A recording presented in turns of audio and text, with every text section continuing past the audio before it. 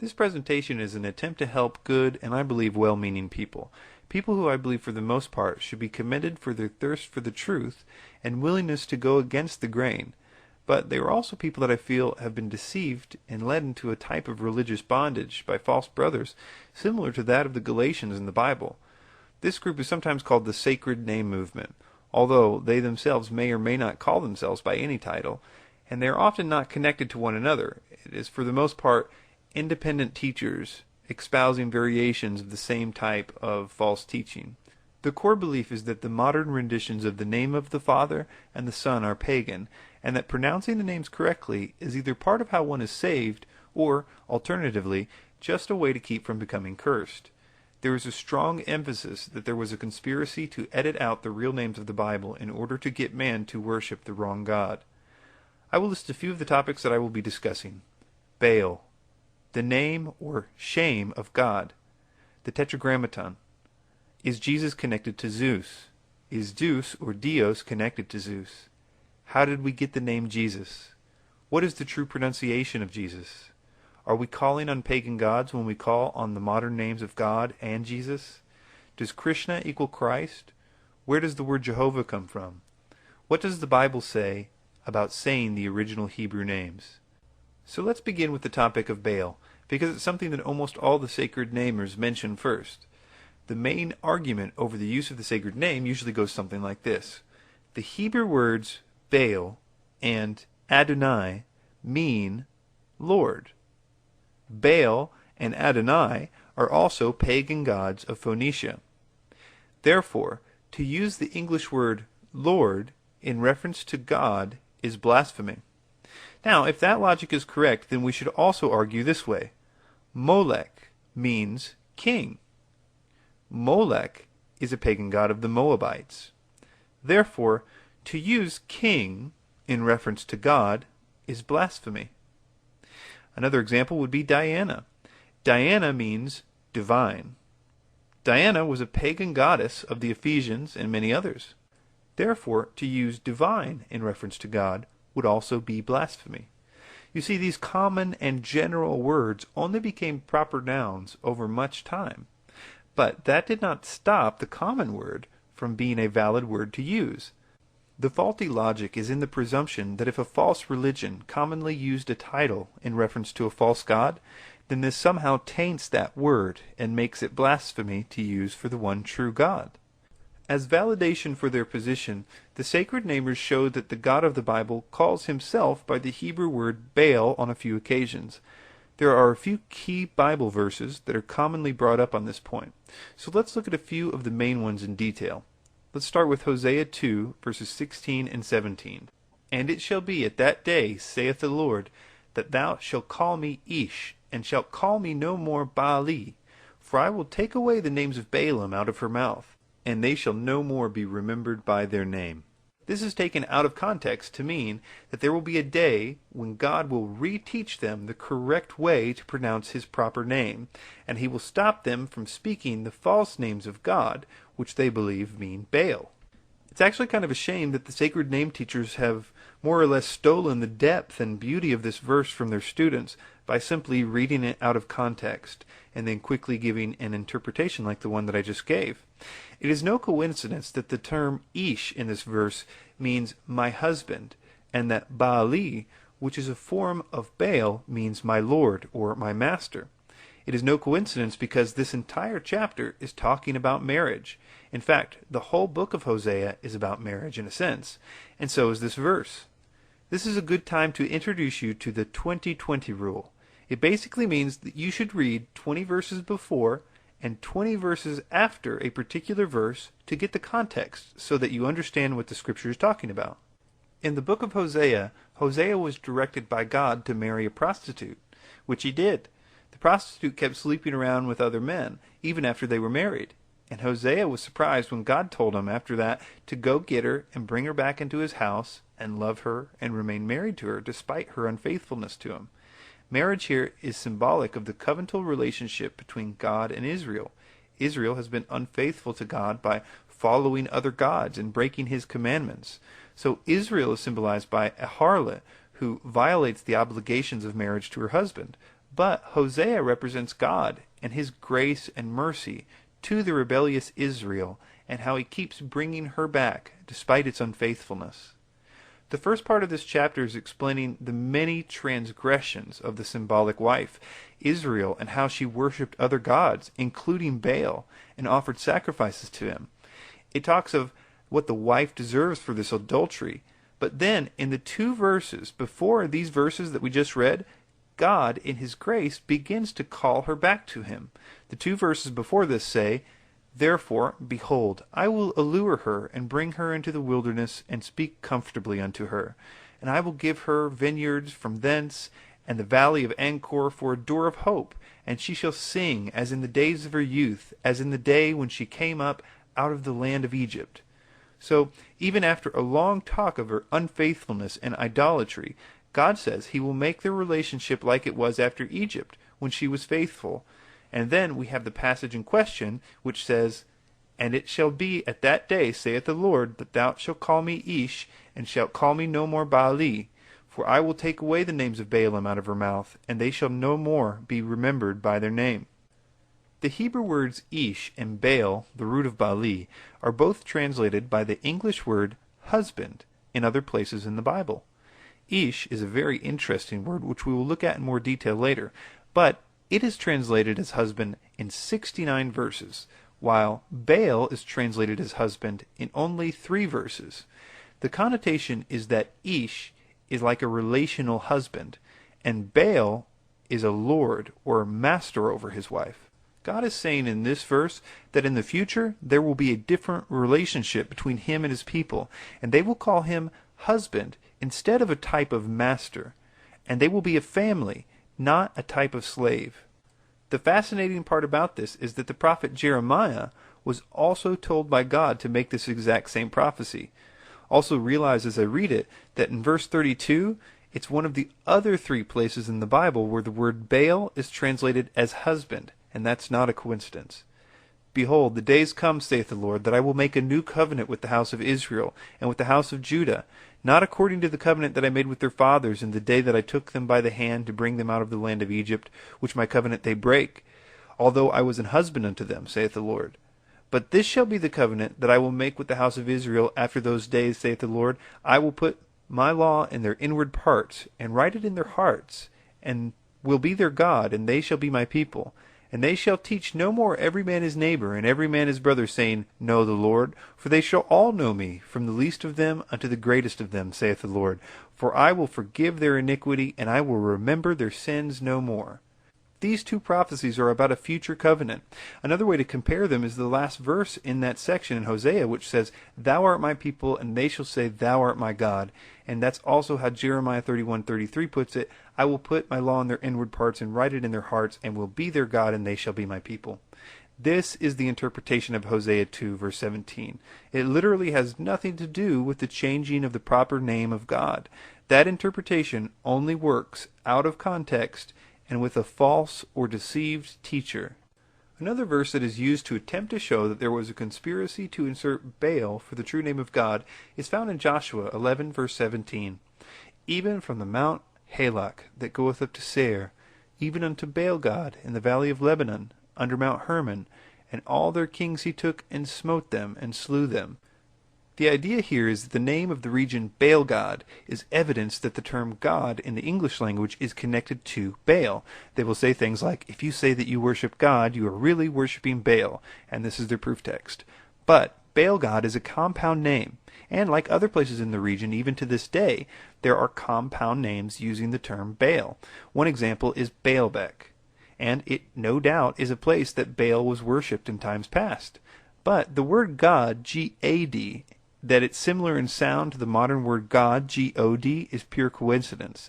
The English word God derives from the Proto-Germanic root, and not the Semitic, so it's logically impossible that these words have similar origins. This is one of those that the smart sacred namers refrain from using, because of the 100% lack of any etymological evidence. God, G-A-D, is another ordinary common noun in Hebrew that has no connotation to the Lord. It means good luck. Genesis 30:11 says, Then Leah said, What good fortune! So she named him God. So it is not surprising that the Hebrew word for good luck became a proper noun, as we see here in this compound name for this place. The final Baal verse we're going to look at is in Jeremiah 23, verse 26. How long shall this be in the heart of the prophets, that prophesy lies? Yea, they are prophets of deceit of their own heart, which think to cause my people to forget my name by their dreams, which they tell every man to his neighbor, as their fathers have forgotten my name for Baal. The sacred name interpretation is that the lies spoken of here is the editing of the name Baal in the place of God in the text. And now God is upset because everyone has forgotten his proper name. So let's look at these verses in context. Look at the first part. Notice he is talking about prophets and prophecy. It says, how long shall this be in the heart of the prophets, that prophesy lies, even the prophets of deceit of their own heart? So, it seems that the problem was prophecy. Not that the scribes had changed all the text to a different name. But, if this were true, we should see some evidence that there were false prophets prophesying in the name of Baal, as well as some further evidence that they were causing people to believe Baal instead of God to explain verse 27. Well, that's easy. Just look 13 verses before this, and you will find exactly that. And this is another example of the 20-20 rule. Jeremiah 23 verse 13 says, And I have seen folly in the prophets of Samaria. They prophesied by Baal, and caused my people Israel to err. So when you put this verse with the earlier verses, you will see that they are in perfect harmony. And now that you know the context of the verse, which is that there were prophets of Samaria prophesying by Baal, apparently by going into some kind of dream state, as we see in verse 27, and this was seducing the Israelites to err, it's obvious that this passage is not talking about the proper name of God being changed at all. This brings us to another topic, one that I think is at the very heart of the sacred name ideas, which is the very Hebrew word for name, which is Shem, pronounced shame. We might as well stay in the same chapter of Jeremiah, chapter 23, because earlier there is a wonderful prophecy of the Messiah made. It's in verse 6. It says, In his days Judah shall be saved, and Israel shall dwell safely, and this is the name whereby he shall be called, the Lord our righteousness. Now, wait a minute. That's not the proper name for the Messiah, is it? What about other places, like in Isaiah chapter 9, verse 6, where it says, For unto us a child is born, unto us a son is given, and the government shall be upon his shoulder, and his name shall be called Wonderful, Counselor, the Mighty God, the Everlasting Father, the Prince of Peace. Now wait a second, how many names is the Messiah going to have? At the heart of the sacred name movement is a fundamental misunderstanding of the Hebrew word for name, which is shame. Many sacred name teachers basically scare people with verses like this in Psalm 9, verse 10. And they that know thy name will put their trust in thee. For thou, Lord, hast not forsaken them that seek thee. So, do these verses speak of the proper name, or is name a more broad title than the sacred namers would have us believe? Even in English we should be able to understand this, because our English word for name has a very broad use as well. Webster's dictionary says it can be a proper name like Bob, or a designation like he was king in name only, or an appellation, title, epitaph applied descriptively or in honor, or it can be a reputation of a particular kind given by common opinion. An example would be to protect one's good name, or a distinguished, famous, or great reputation, like fame.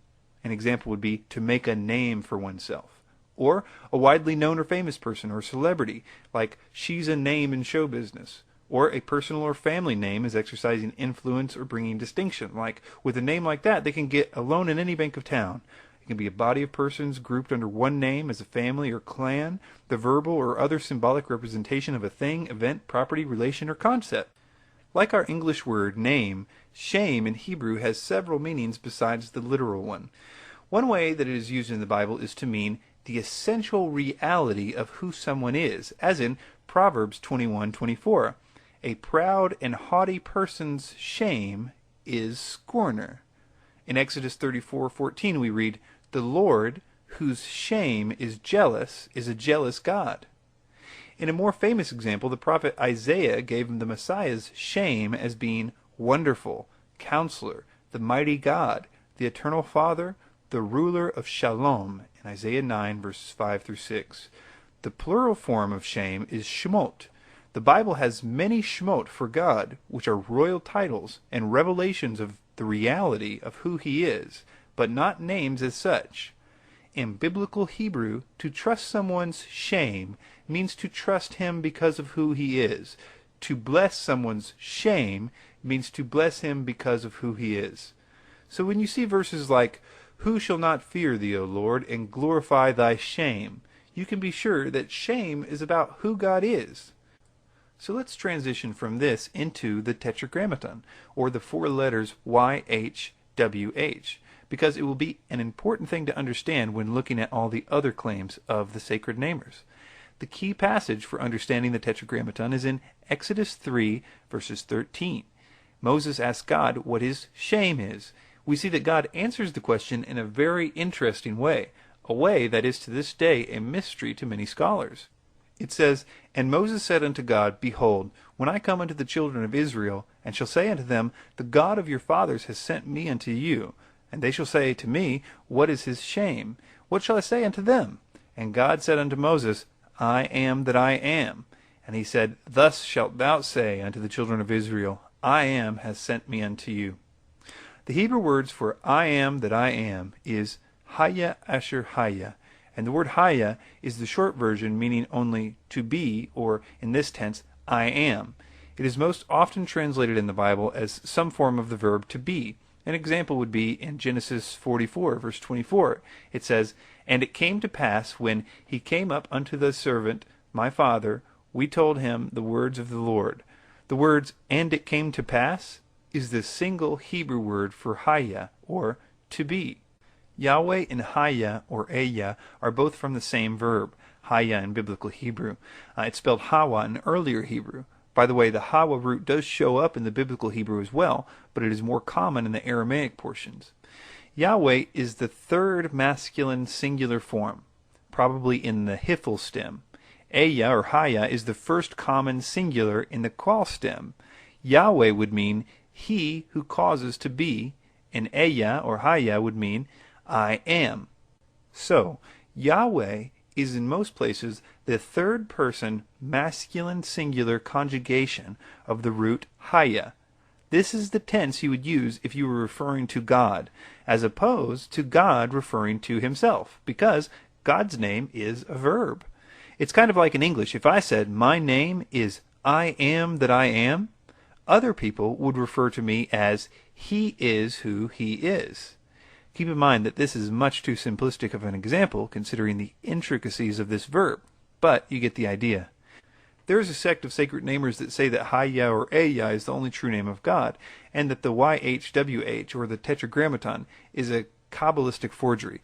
Now this is of course ridiculous because the Kabbalah is based on Rabbinic Judaism, and the Tetragrammaton predates that by hundreds of years, so that's impossible. The reason they think this is very basic. That is because they appear to be different words. But that totally disregards the fact that Hebrew grammar is the reason why it is rendered YHWH in the third person. I emailed one of the premier scholars of ancient Hebrew alive today, and his response to this question was as follows. When God reveals the covenant name, he says his name is I am that I am. This is the first singular form of Haya. Nothing else it can be. Yahweh is the same root, just a third person grammatically in a different stem. So what is this mysterious word in this mysterious tense called the Tetragrammaton? The term Tetragrammaton comes from the Greek meaning a word having 4 letters. It refers to the Hebrew name of the God of Israel.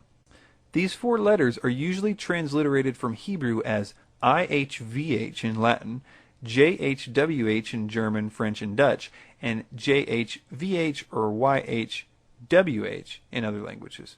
The original pronunciation of the Tetragrammaton is difficult to be determined with absolute certainty. The reason is partially because the correct pronunciation has been lost to history due to a fear of breaking the commandment of taking the Lord's name in vain, because the late Jewish culture only allowed the high priest to say it.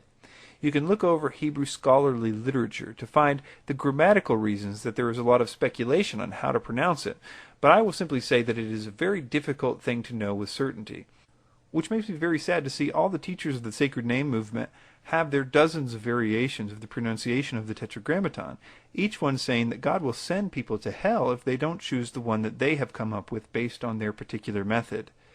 Now, I'm not going to try to tell you the true pronunciation of the Tetragrammaton in this presentation, even though I think I have a good idea.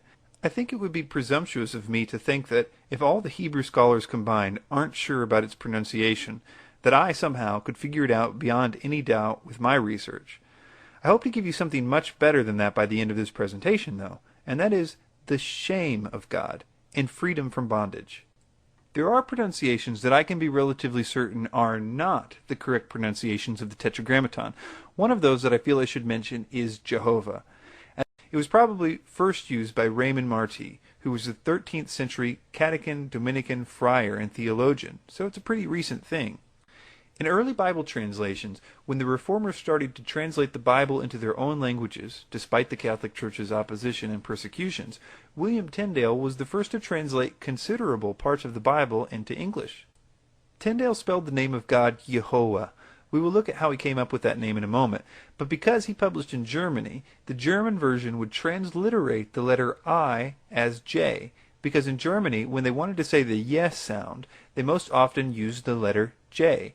Later on, as people read this German translation, they pronounced it differently because, for instance, the French looked at the same letter and pronounced it with a hard J sound, and the English speakers adopted the French practice.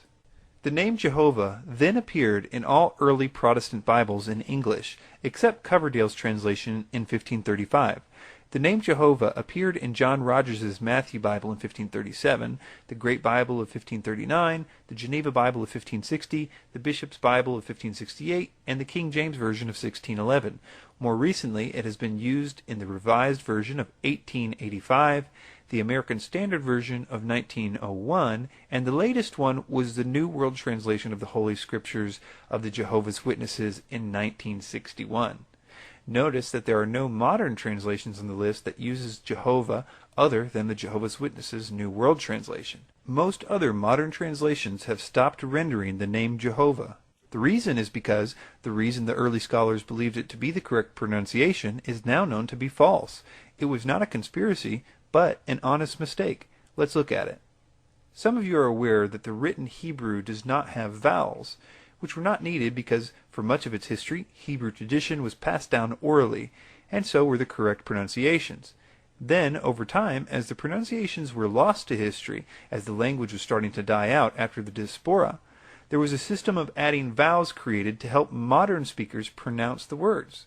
This was done by using several dots and other marks that were supposed to signify that you were to use a certain vowel sound when pronouncing the consonants. This was developed in the 13th century by the Masoretes or Masoretes, a family of Jewish scribes. It was important to note that it is unlikely that the Masoretes even knew the correct pronunciation of the Tetragrammaton. We know this because they, like most late Jewish people, developed a fear of pronouncing the name of God because they were very concerned about breaking the commandment not to take the Lord's name in vain. So, what they did when writing the Tetragrammaton was they substituted terms like Adonai and Elohim, or God, titles for God, to replace the divine name. But instead of actually changing the word, they would only insert the vowel markers of Lord and Adonai, not the words themselves, to indicate to the reader that these substitutes were to be used. So, people would see the Tetragrammaton, yet with the vowel markings of the substitute names.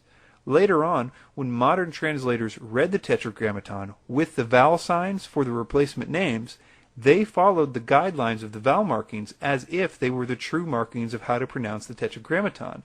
And this is where the pronunciation of Jehovah or Jehovah came in. But we now know why the vowel markers were there, and we understand that the pronunciation of Jehovah or Jehovah is a philological impossibility. But, as I mentioned, there are more than a few groups out there that have entire doctrines resting on this pronunciation. And so, they say it must be that the vowel points are inspired and that they existed in the earliest forms of Hebrew. This is a view that is not supported by modern scholarship in the main. Let's move on to a different claim. Many sacred namers claim that YHWH is derived from the pagan word for Zeus, In fact, Zeus comes up quite a lot with the sacred namers, and we will look at him again as we investigate the name for the Messiah later on. There are many variations of this claim, which usually means that there is a lot of people simply repeating other sacred namers and not doing any investigation of their own. So I'm going to have to debunk several variations of this claim. The first claim is that the Latin name for Ihov, or Jove, which is an alternative poetic name for Jupiter, which is the same god as Zeus, is related to the Semitic root Hawa, from which the Tetragrammaton is derived. A certain amount of people that make a big deal of this claim basically point to the superficial similarity between the words Jove and Jehovah. But, as we have seen, it doesn't really make any sense because the name Jehovah is about the one name for God that you can rule out. Nevertheless, some take it a step further and say that the Jove is from the Indo-European Dio, and since there's also an early Hindu deity called Diaspida in Sanskrit, and since D in Sanskrit regularly corresponds to Z in Greek and J in Latin, we can be reasonably certain that they go back to something like Deus, or the title Pater, meaning father. The Norse god Tyr probably has a descendant of the same name too.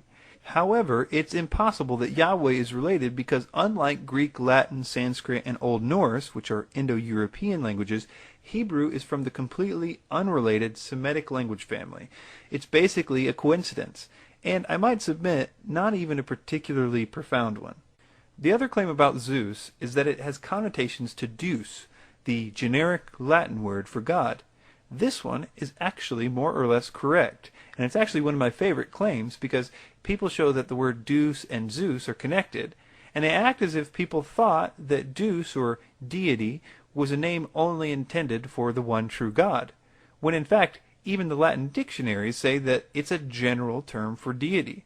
The Bible in several places refers to other deity. Although they are created by God and lesser than Him, He still gives them titles as gods, or Elohim.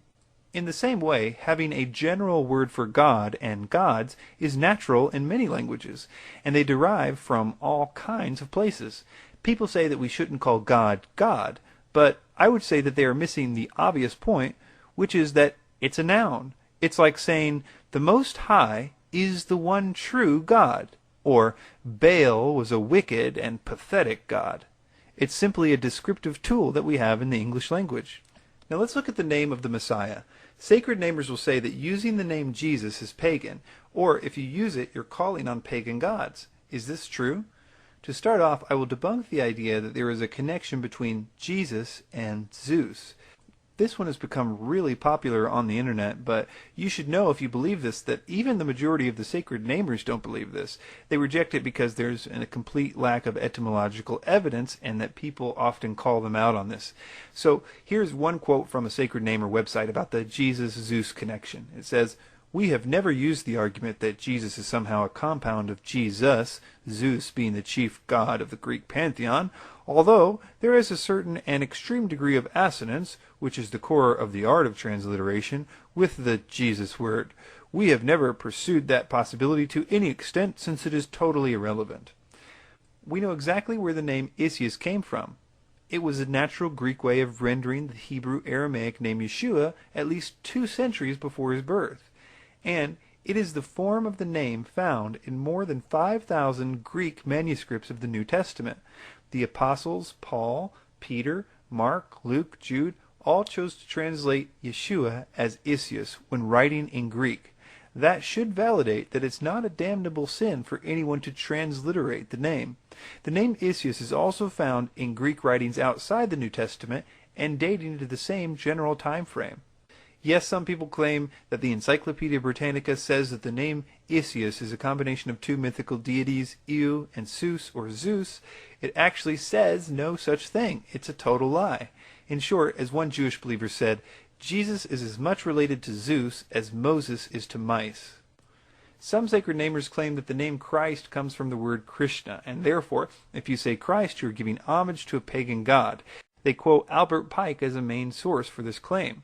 There is absolutely no etymological similarity between the words Krishna and Christ.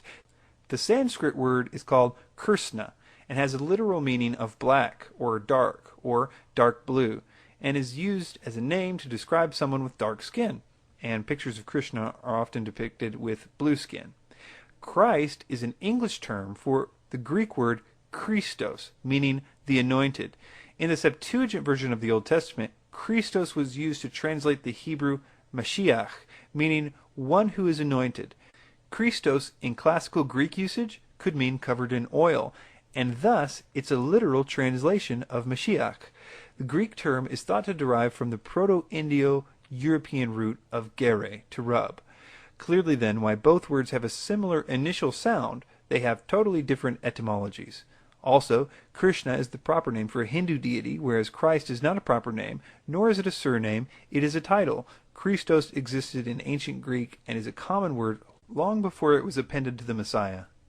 You can follow me step by step through the transliteration of this name to see how it came about. Transliteration is the practice of converting a text from one writing system into another in a systematic way. As you can see from these graphs, the Y was translated into an I in Greek. This wasn't a conspiracy. This was because there was no Y in Greek, and I was the closest letter available to make that sound.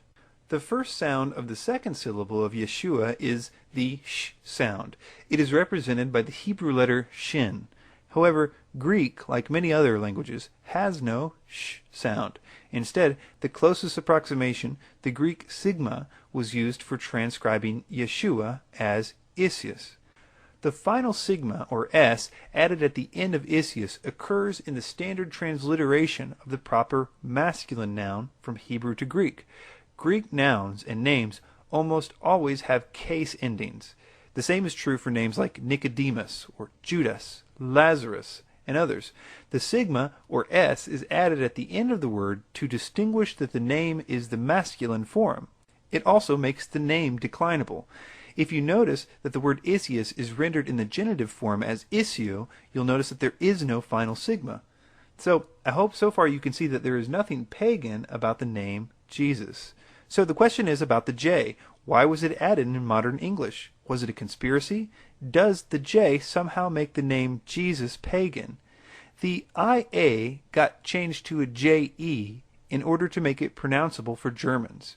And we English speakers saw their spelling and pronounced it the way we pronounce J's, which we pretty much got from the early French. It's just how languages develop.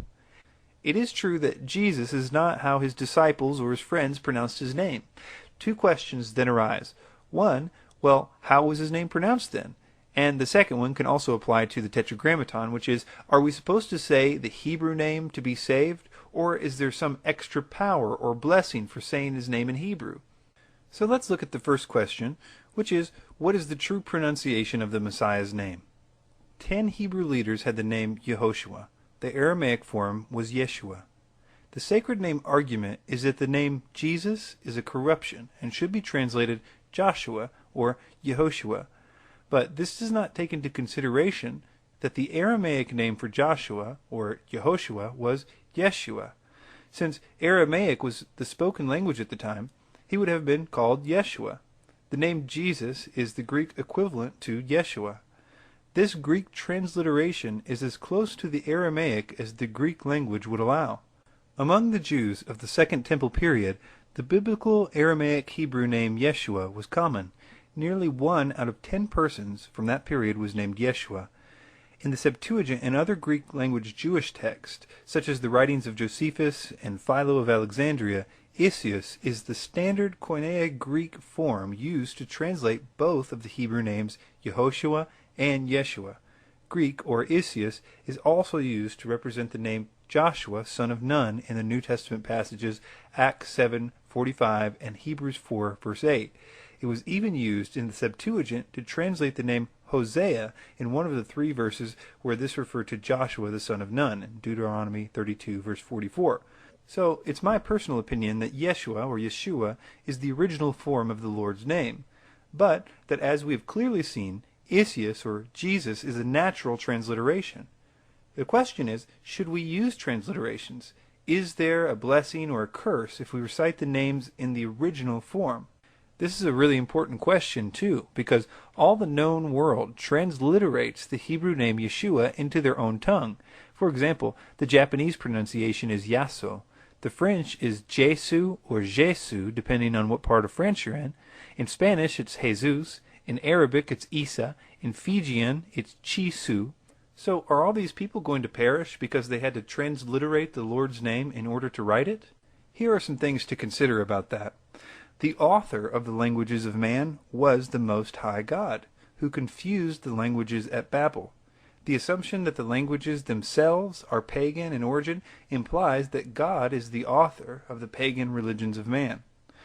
Another often overlooked point is that there is nothing in the Bible that would suggest that saying the name of God in Hebrew gives any special power. There is no instance in the Bible of the name of God being a kind of magic word that one must say correctly. I find it kind of funny that we do see this attitude developing much later with the Kabbalah. I say funny because the sacred namers are supposedly doing what they're doing because they don't want to be practicing witchcraft. But if you look at their theology objectively, it's the gospel of incantation, a form of salvation by reciting the appropriate magic formula. In other words, the Kabbalah, or witchcraft. The same Luciferian doctrine of secret knowledge is the basis for the rightness before God. By its definition, it's another gospel. As Galatians 1, verses 8-9 says, "As we said before, so I say now again, if any man preach another gospel unto you that ye have not received, let him be accursed." One of the best validations of transliterations is the fact that they were used by the apostles and other New Testament Bible writers. The New Testament was originally written in Greek. Paul, Peter, James, John, Luke, and others wrote the name of our Savior in a language that was not Hebrew. If these men were permitted, inspired even, to write the name in Greek, we are also permitted to write and speak the name of our native language. The historical fact is that the New Testament was written in Greek. Therefore, the doctrine of the Hebrew-only sacred name is made invalid. This conclusion will be reached by even the most casual thinker who has the facts at his or her disposal. Therefore, sacred name movement teachers are compelled to fight a futile battle against an obviously original Greek New Testament. One final point is that the original language of Adam was different than the Ugaritic language of Abraham. The Ugaritic language of Abraham was different than the Egyptian language of Moses and the Israelites in Egypt. The Phoenician language adopted by the Israelites 600 years after they came into the Promised Land is not the language of Adam, Abraham, or that of Moses. And finally, although there is a great affinity of Paleo-Hebrew to the Aramaic, these are different languages. God spoke in each language, and in each one described himself by names and titles. We have no proof or evidence that God insisted upon one continuous pronunciation for his names or titles, and these names and titles were the same in all languages. If the evidence of such a fact of proof is missing, how can any man claim something to which God gave or left no testimony?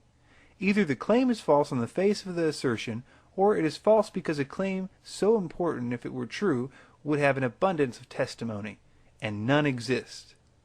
In conclusion, I'll mention the gospel itself, because it's the power of God unto salvation, and it speaks of repenting and believing in the gospel, which is that Christ took the wrath of God that we deserved. In exchange, we were given the Holy Spirit and a new life that would cause us to desire God and to be more like him. This is the message that Paul preached, to repent and to believe. It wasn't to say the name of God correctly. I feel like the sacred namers are like the Galatians, and that they have fallen for the false teachings of some false brothers, who were teaching them that they needed to go back under the law of Moses to be saved. Paul wrote a letter to the Galatians basically doing as I'm doing right now, debunking their false teachers. He used his experience and their experience, as well as one of the most intense Old Testament Bible studies recorded in Scripture, to show them that they had been fooled and were under bondage. There is every indication that the Galatians, for the most part, repented and turned from the false teachings. I think that you might consider turning from them too. If this video has helped you, or if you just liked it and you know some people that hold these beliefs, please send this video to them or burn a copy on DVD and give it to them. Or join me in prayer that this video will help them in some way. Thanks for your time.